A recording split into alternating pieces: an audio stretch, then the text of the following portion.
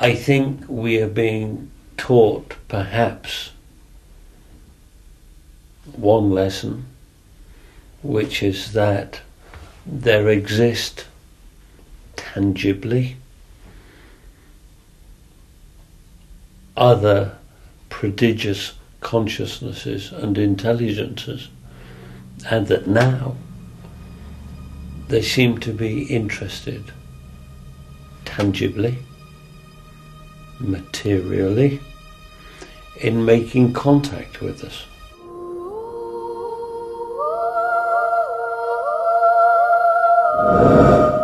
These things are footprints of intelligences. A mutual exploration of what is possible. To understand the message is to assume there might be a message.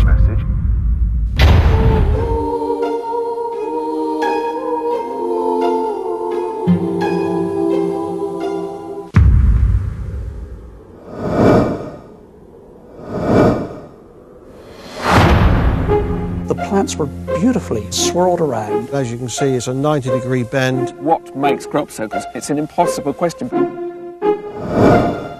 There were scientists, they were out there with all sorts of equipment. They had cameras, they had radar, they had other measuring devices. We got a 25-minute gap where 140 circles appeared. I think we're talking about other civilizations who are not based on Earth. That seems to locate where there's water. These shapes that we're seeing were actually shadows of a higher dimensional object. And I saw this object come into view. We have on film this ball of light. Then it took off. It might be supernatural, I don't know for sure.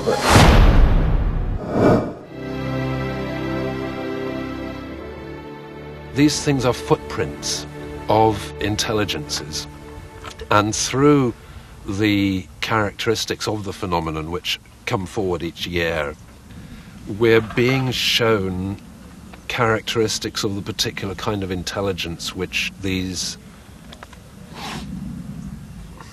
Even the word being is... These beings, even that is inadequate.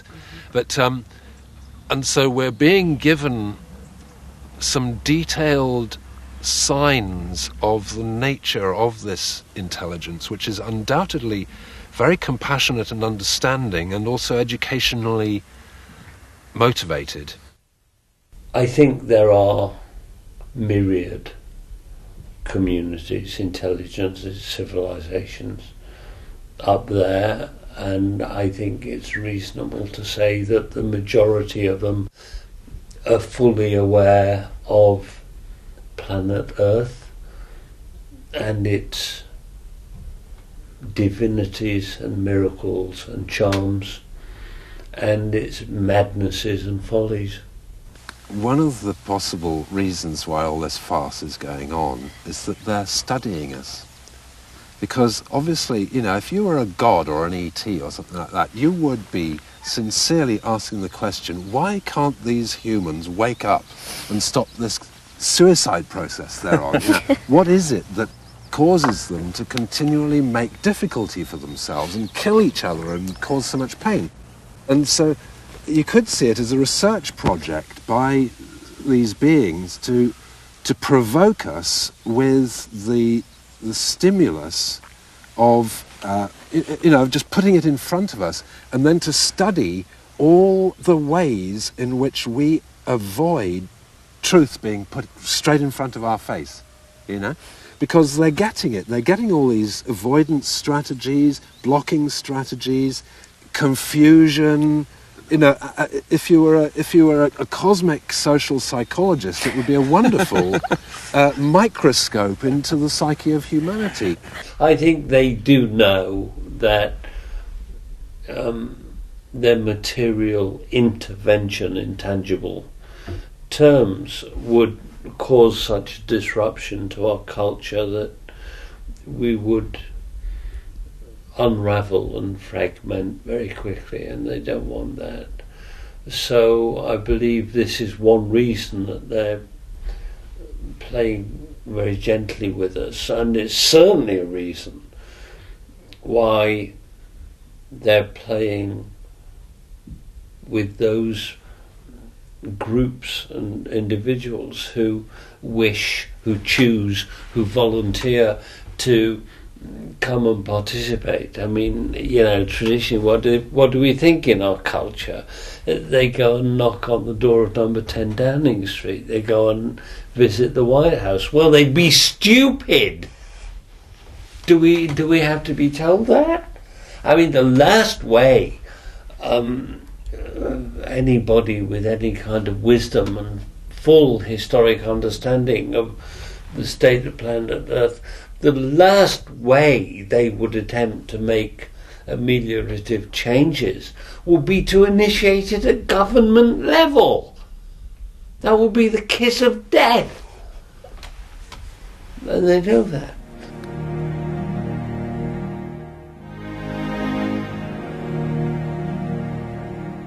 At one point, I think, being involved in this, I kind of saw the circle makers as this huge intelligence out there that had all the answers, that was trying to teach us something truly profound. And in a way, I think that's partially true, but the way I see it now is that kind of we're playing this game together, that there's kind of this dance going on, and it's a mutual exploration of what is possible through the relationship that we have, through the kind of communication that we have, and which is very strange to us and maybe is very strange to them as well, who knows. But I kind of more see it now as not this kind of all-encompassing intelligence that has all these answers that they're trying to teach us, but more of it being this wonderful dance of two intelligences together and just pushing the envelope and the boundaries of what's possible and exploring together what would be possible through an interaction or a communication between the two. I know that this is interactive, and then I know there is a communication, and I know that I am shown which way to go, and while on the one hand this might sound like God speaks through me, I don't see it that way at all. And I know many people in their work around the crop circles who are receiving nudges, encouragements, directions, clues, hints to draw them forward. For someone who's studying radionuclides, they will get progression in that study. For someone who's studying mathematics, they will get progression in that. For someone who's working psychologically, they will get progression in that. In whatever way we map our reality, we will get progression into it, and no one individual possesses the answer, although we're all progressing with clues.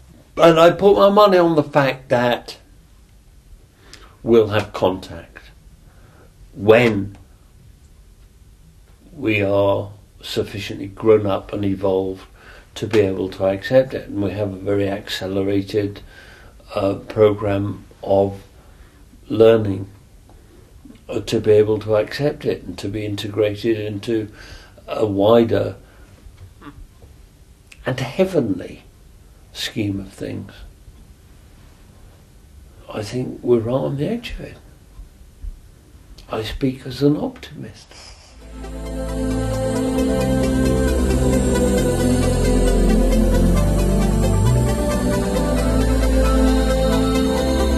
Crop circles.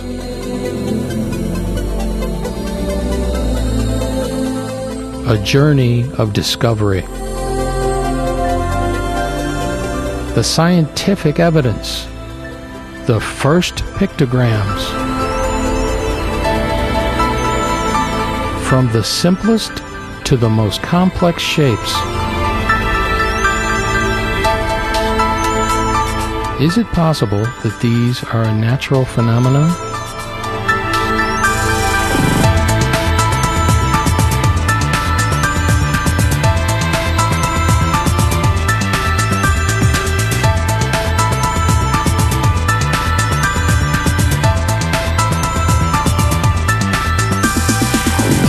The largest circle recorded to date has a diameter of 300 meters. This huge pictogram of 409 inner circles has been said to represent the galaxy's turbines.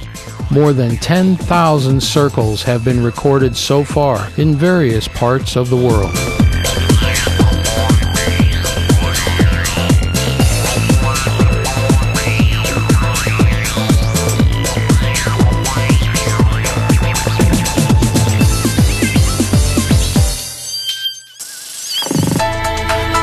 Contrary to public opinion, the circles are not a modern phenomenon.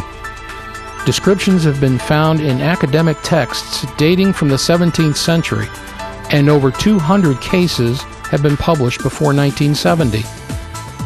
England is most famous for these crop circles, but they have also been found in many other parts of the world too.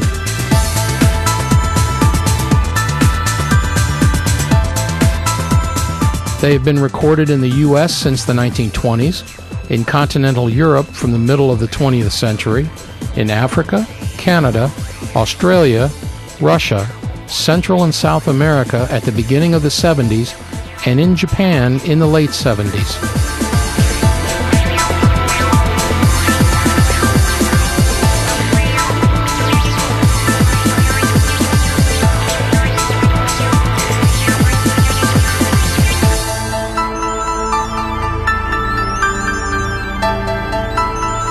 The circles are organized in harmonious shapes and appear all over the world. In the genuine crop circles, the branches are not broken but bent, normally at about 2 centimeters from the ground, and close to the plant's first knot. In special cases, the branches are bent at 12 centimeters from the top of the seed.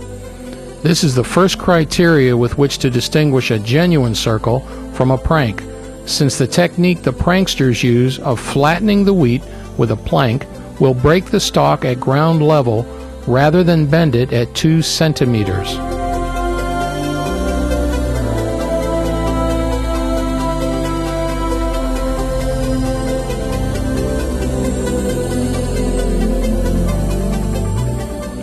About 80 witnesses from as far as Colombia, England, and Australia have provided evidence that the circles took less than 20 seconds to form, often accompanied by glowing balls of light. Some witnesses testify to seeing rays of light shining down over a field and swirling over the crops in a geometric fashion. This has been confirmed by many farmers who live close to the fields.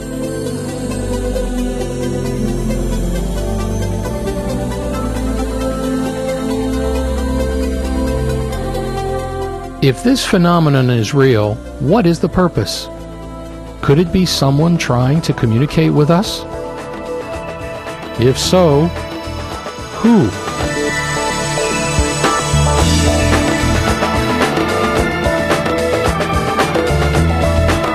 The writing on Milk Hill.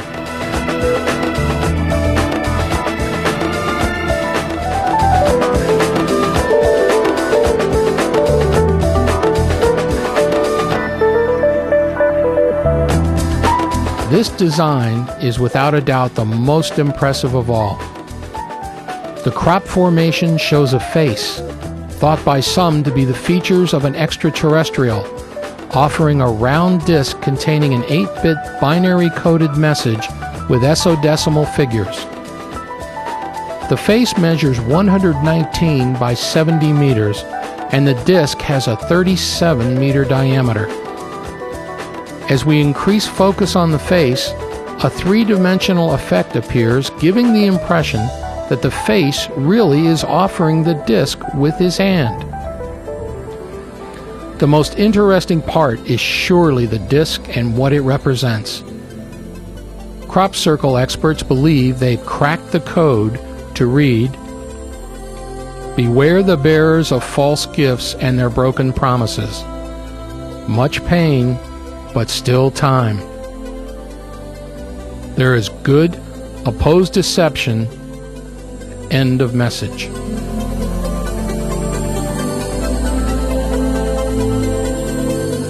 What is certain is that these circles cannot all be the product of pranksters.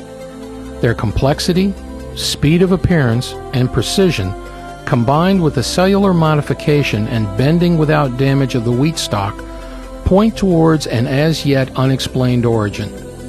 Furthermore, many make reference to our religious symbols, which suggests a high level of intelligence is at work. For example, the Antakarana, an ancient Tibetan symbol of health and meditation that was used in Tibet and China for thousands of years. The Tree of Life, also called Sephiro in the Kabbalah, is a symbol from the Jewish tradition. The famous menorah, the Hebrew candelabra with 7 branches, which has also been used by the Freemasons. Here is another kind of menorah. The Dharmic wheel, from the Buddhist tradition, representing universal harmony. The pyramid and watchful eye, very well-known symbol also used by the Freemasons. The tetrahedron, the Baha'i star from the Baha'i religion. The femininity symbol, the triple moon, the Celtic symbol known as Triskel, the flower of life, ancient pagan symbol adopted by the Celts, the Chinese, Jews, and Christians. The Isidru, 5-pointed star.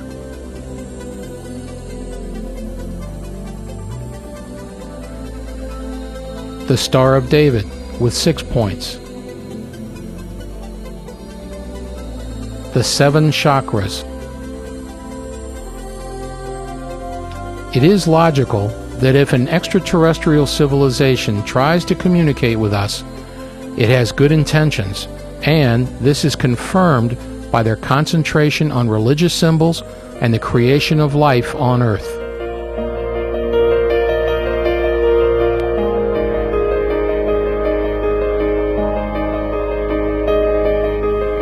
In 1973, Rael received a message from extraterrestrials where they explained how it was they who created life on Earth using their highly advanced genetic technology. In the original Bible, they are called the Elohim, which is a Hebrew word meaning those who come from the sky. The singular version is Eloha. In this book, they explain how they sent messengers and prophets such as Moses, Buddha, Jesus, Mohammed, and many others.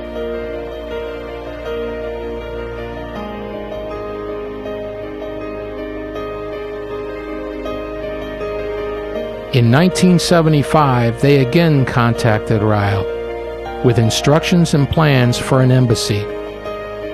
They would like to come back to an official location from where they could offer us their advanced scientific knowledge in order to build a better world. Remarkably, a circle very similar to the design of the embassy appeared almost 15 or so years later in the English fields. If you value individuality and self-discovery rather than just following the masses, the time has come for you to read the messages kindly offered by the Elohim via their last messenger, Rael.